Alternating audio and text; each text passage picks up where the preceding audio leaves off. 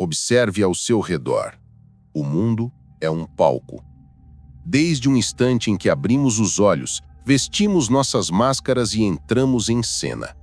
O aperto de mão no trabalho, o sorriso ensaiado na reunião, a palavra doce dita para o amigo ou para o amante. Nada é inocente. Tudo é performance. Você confia no roteiro dos outros, você se apega às palavras ditas com convicção. Mas por trás de cada fala existe um ator, com seus próprios desejos, medos e estratégias. A verdade que poucos têm coragem de admitir é esta: todos estão atuando. Todos estão negociando poder, influência, afeto. E você, sem perceber, pode estar apenas assistindo, acreditando na peça, sem ver os fios que movem as marionetes. 500 anos atrás, em uma Florença de esplendor e conspiração, um homem foi expulso do palco, torturado, humilhado, exilado. Seu nome? Nicolau Maquiavel. No silêncio do ostracismo, ele observou. Observou a maquinaria do poder. Viu como os homens diziam uma coisa e faziam outra. Como o medo governava mais do que o amor. E escreveu um código. Não para vilões, como pregam os simplistas, mas para sobreviventes. Hoje, vamos seguir esse código, não para aprender a manipular, mas para aprender a enxergar. Para nunca mais sermos fantoches no teatro do mundo. Capítulo 1. A Lei de Ferro das Ações. A primeira tática é o fundamento de toda a clareza maquiavélica. É a rocha sobre a qual você deve construir sua percepção do mundo. E ela é absoluta. Ignore as palavras. Julgue apenas e unicamente as ações. Por que isso é tão difícil? Porque as palavras são sedutoras. Elas são o ópio da mente. O cérebro humano é programado para a cooperação, para a confiança. Queremos acreditar que o mundo é como nos é apresentado. É mais confortável. A dissonância cognitiva de aceitar que alguém que nos diz coisas boas pode estar nos fazendo mal é dolorosa demais. Então, preferimos a mentira confortável à verdade inconveniente. Maquiavel chama isso de infantilidade estratégica. Ele escreveu que os homens, em geral, julgam mais pelos olhos do que pelas mãos. Ou seja, julgamos pela aparência, pelo que ouvimos, não pelo que tocamos, pelo que é real, tangível. Exemplo cotidiano. Você conhece alguém que sempre repete: "Vamos marcar de sair, sinto falta de você." Mas quando chega a hora, ele cancela. Some por dias, nunca toma a iniciativa. As palavras dizem: "Você é importante." As ações gritam: "Você não é prioridade." Agora, veja como isso se manifesta no poder.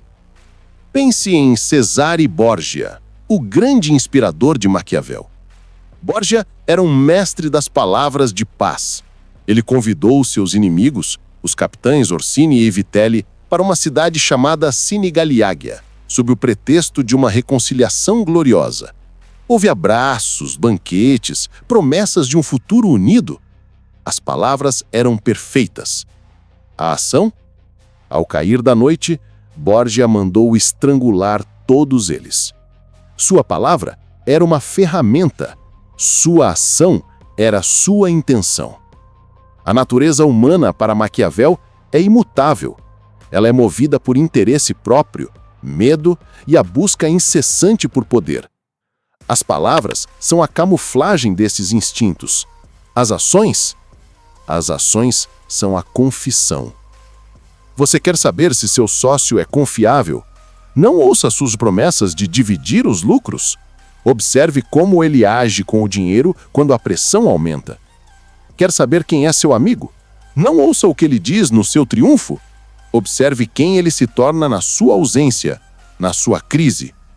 A ação é a verdade efetiva da alma. É o único manuscrito que não pode ser falsificado. No nosso primeiro encontro neste canal, falamos sobre como a ansiedade nos aprisiona num futuro imaginário. Aquela prisão é construída com o cimento das palavras e promessas vazias, as suas e as dos outros. Maquiavel nos oferece a chave de escape, a verità effectuale, a verdade dos fatos.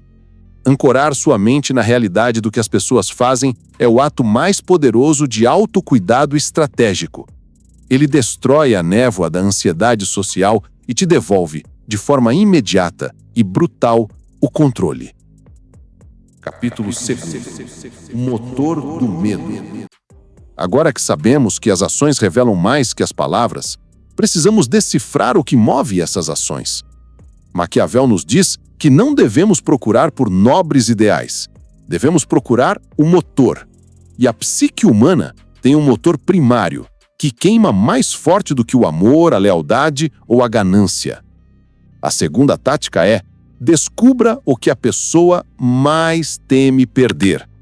A mente humana opera sob duas alavancas primárias: o desejo de ganhar e o medo de perder. O iniciante no jogo do poder foca no desejo. Ele tenta seduzir com promessas de ganhos. O mestre, o observador maquiavélico, foca no medo.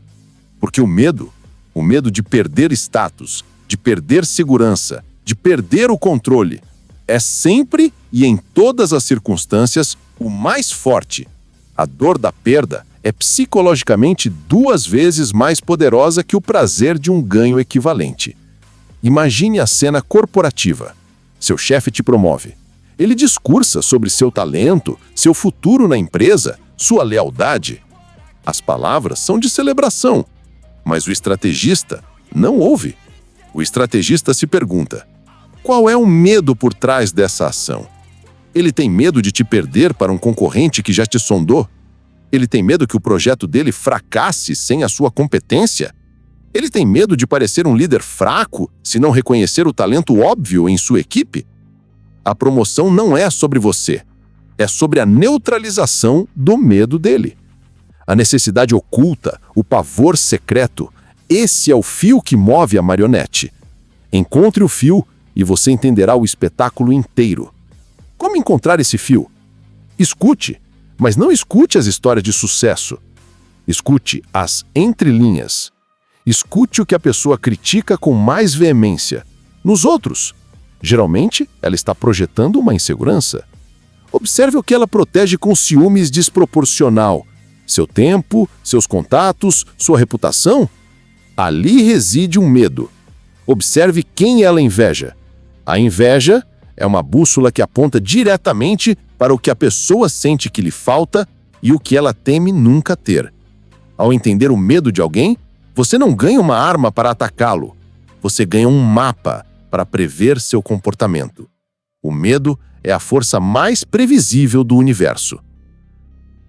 Capítulo 3. O laboratório do caráter. Agora que entendemos como ler as ações e o que as motiva, precisamos de um teste final, um teste de estresse para a alma.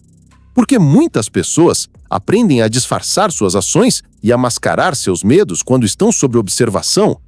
Mas o caráter verdadeiro, a estrutura fundamental de uma pessoa, se revela nas fissuras. A terceira tática é a mais sombria, pois ela nos força a usar o mundo como um laboratório. Teste os limites da moralidade alheia. Maquiavel nos deu uma das mais brutais e honestas observações sobre a natureza humana. Os homens esquecem mais rapidamente a morte do pai do que a perda do patrimônio. Uma verdade terrível, mas uma verdade que nos protege. Ela nos ensina que a lealdade das pessoas ao seu próprio interesse é quase sempre mais forte do que a lealdade a você. Testar essa moralidade não significa criar armadilhas complexas ou tentar os outros ao mal. Significa apenas abrir os olhos para as pequenas escolhas que as pessoas fazem quando acreditam que não há consequências, quando a cortina do teatro social se fecha por um instante. A virtude que só existe sobre os holofotes não é virtude, é performance. Um colega prega a honestidade no trabalho, mas quando recebe troco a mais, ele guarda no bolso. Um amigo fala de humildade, mas trata mal o garçom porque acredita que ninguém importante está vendo. Esses pequenos momentos são experimentos, e eles revelam uma verdade fundamental. A moralidade de uma pessoa é interna ou externa? A moralidade interna vem de um código de valores pessoal. A pessoa não trai, não engana, porque isso violaria quem ela é. A moralidade externa vem do medo de ser pego. A pessoa não trai, não engana, porque teme as consequências sociais, legais ou de reputação. A grande maioria das pessoas opera sobre uma moralidade externa. E saber disso é um superpoder. Isso não te torna cínico, te torna um realista. Permite que você saiba exatamente quanta confiança depositar em cada pessoa, em cada situação. A virtude sob os holofotes não é virtude, é performance. E aqui entra a tática maquiavélica, o teste da informação sem valor. Conte algo irrelevante, mas apresente como segredo. Se essa informação vazar, você descobre algo precioso, o algoritmo interno da pessoa. Descobre se ela é movida pela necessidade de validação social ou pela lealdade silenciosa. Não é no grande dilema moral que o caráter se revela. É na pequena transgressão. É no segredo sem importância. Epílogo. A clareza como liberdade. 3 táticas. Julgue pelas ações, não pelas palavras. Procure o medo, não o desejo. Teste o caráter, não a reputação. Essas lições não servem para gerar paranoia. Servem para oferecer clareza. A paranoia teme ao imaginário. A clareza enfrenta o real. O mundo não é mau, mas é governado por interesses. Fechar os olhos para isso é se colocar como vítima voluntária. Assim como a disciplina estoica de Marco Aurélio, que discutimos antes, ensinava a construir uma fortaleza interior, Maquiavel nos oferece uma fortaleza exterior, a lucidez.